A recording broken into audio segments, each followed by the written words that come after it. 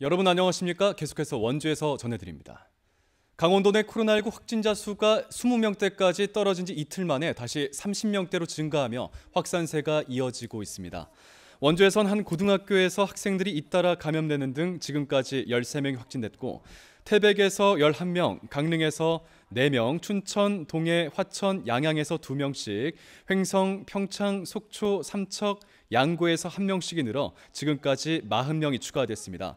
어제는 원주에서 12명, 양구에서 7명, 태백에서 5명, 춘천, 강릉 2명씩, 평창, 속초, 삼척, 홍천에서 1명씩이 발생해 모두 32명이 늘었습니다.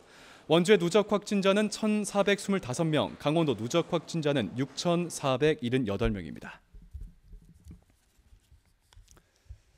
강원도가 코로나19 확진자 분류 체계를 바꿔 비상 의료 상황에 대응합니다. 강원도는 기존 60세 이상 여부와 의식 저하, 증상 등 입원 요인 등을 기준으로 하던 분류 체계를 백신 접종 완료 여부를 기본으로 70세 이상 여부, 입원 요인 등으로 변경했습니다.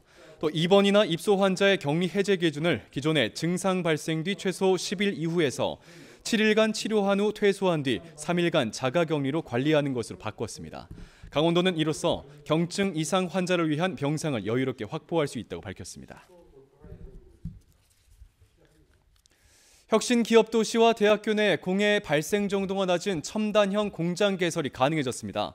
더불어민주당 이광재 의원은 작년 11월에 대표 발의한 산업 집적 활성화 및 공장 설립에 관한 법률 개정안이 국회 본회의를 통과하면서 산업융합지구 지정 범위가 기존 산업단지에서 혁신 기업도시와 대학까지 확대됐다고 밝혔습니다. 이 의원은 대학과 공공기관의 우수 인력을 기업 활동과 연계할 수 있게 되면서 지역 대학이 처한 위기 극복과 일자리 문제 해결에 중요한 계기가 될 것이라고 전망했습니다. 원주 지역 성매매 직결지인 힘해촌 폐쇄를 위해 성매매를 중단한 자에게 자립을 위한 생계비 등이 지원됩니다.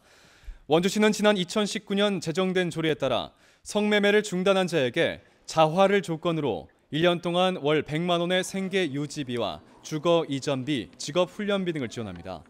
지원은 힘해촌 폐쇄를 위해 2022년 말까지 한시적으로 진행되고 현재 1명이 지원받고 있습니다.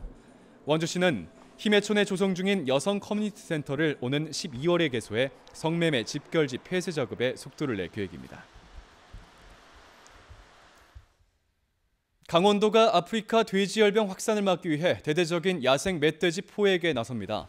강원도는 오늘부터 내년 3월 말까지 강원 남부권을 중심으로 ASF 차단선을 구축하고 동절기 야생 멧돼지 집중 포획 대책을 추진한다고 밝혔습니다.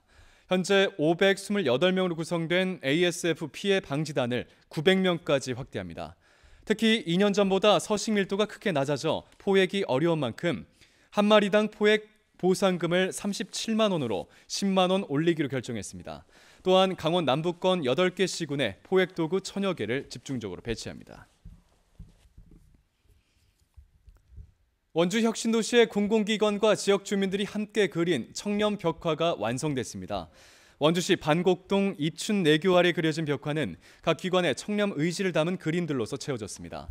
벽화 조성엔 국민권익위원회, 혁신도시 공공기관, 원주시, 강원도 등 공공기관과 지역 초등학생 가족, 아동센터 등이 참여했습니다. 강원도 청렴사회 민관협의회는 지난 27일부터 2021 청정 강원 청렴 한마당 행사를 진행하고 있고 이번 벽화 그리기도 그 일환으로 진행됐습니다. 뉴스를 마칩니다. 고맙습니다.